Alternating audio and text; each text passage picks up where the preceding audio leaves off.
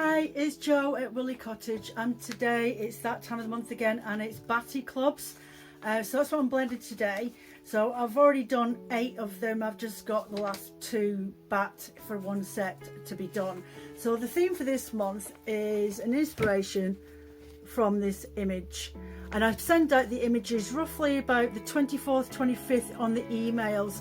If anybody's subscribed or asked for contact and put a message in asking to be put onto the email list, can you please just double check your spam boxes and just let it know, your system know, that you know who I am. I don't send out many emails every month, but I do know that not all of them have been spotted and opened up.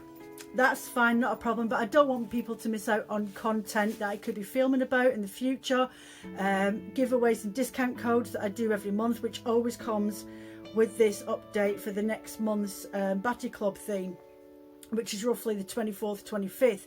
So anyway, I digress. So yeah, check your inboxes, your junk mail, your spam boxes, and just say that, transfer it back through to your normal everyday, and then at least the Google or Yahoo or whoever it is that you use know that you acknowledge my emails. Anyway, so I found over the past, sometimes I can be inspired by magazines, by pictures of fruit, flowers, gardens, landscape scenes, but I have found over the last few years that my best favourite resource to go looking is on Google Images, and I will type in colour palette and put in maybe blues with pinks and oranges, and it will set me up a massive selection of images that will give me colour tones that will go together. They may even clash and contrast, but I'm always surprised by what colours will actually go well together, and when you spin them up they just look absolutely delightful if they've been blended in the correct way. Or you're looking for a style of blending that will give you a specific type of yarn, whether it be tweedy, a gradient or something like that, just for talking's sake. So yeah, that's the one I'm doing today. So this is what the result of it is, and there's actually lime greens in that as well. So I'll just separate, there's 2 of them together. I'll just take one out so you can actually see it properly. This one's got a bit more colour in there. So there is peppermint, and there's a cerulean, and then there's light blues and dark blues. So I've literally just took the inspiration from the image and run with it. I've ordered wools in to go with the blend, but then I've also got lots of stock as well, so I've just had a dabble through and seeing if I can find loads of different colours that is in my stash to create that colour blend. So I've ended up with hand dyeing some Andes wool, and what was the other one I did? Andes wool and South American top. So I've dyed them in a lovely deep blue and an olive green, and then I have got hand dyed merino with tissue silk. Now this is a lot more green, it looks quite pepperminty, but the light's really weird today, it's so overcast outside. But this was hand dyed, and you can see all the little bits in there. So there's that one. So them are 3 main colours, and then I've gone down the route of using Corridel and a merino. So I've got this lovely soft lime green with a baby sky blue, and then this darker blue here in merino. So they're Corridel and that's merino. And then I've gone for a lovely duckling sari silk mix, so it's a bit more tealy than it is blue on the camera. And then what have I got? I have got this one, which is stellina with a merino, and I think it's a bamboo base, so it's got lots of sheen in there. Then I've got this one here, which is actually Corridel with merino, Corridel with nylon and viscose inside that. So with the nylon, it means that when you're spinning it up, it can actually potentially become a sock yarn because of the nylon that's in there. So yeah, so that's got stellina, and it's got the thing stretching it, so again you've got a little bit more give in your wool. And then this one is actually merino with a tissue silk blend, so there's that one there. And last but not least is this one, which is a merino with trilobal and nylon through that as well. So I'm thinking about the spinner in this one, not necessarily the felter, but that's not to say that you couldn't felt with these fibres, which is good. That's what my Batty clubs are good for. They just give you an outlet to source 150 grams of fibre for a discounted price compared to what I'd normally sell it for on my website, and the postage included in that as well. And you always get a stitch marker that at the moment, this month and next month, the last 2 months, I'll be working alongside Tamsin. She makes these for me, and I always give her the colour theme for the following month so she can come up with something a little bit creative and unusual. I mean, they are stitch markers, but that's not to say that you can't attach that to a zip on a handbag or in your rucksack and use it as a little toggle thing. Yeah, so that's the one that we've got this month, and that's Tamsin at the Purple Pea Pod. You can find her, is back to front. Well, for me, it might not be for you. You can find her on Etsy.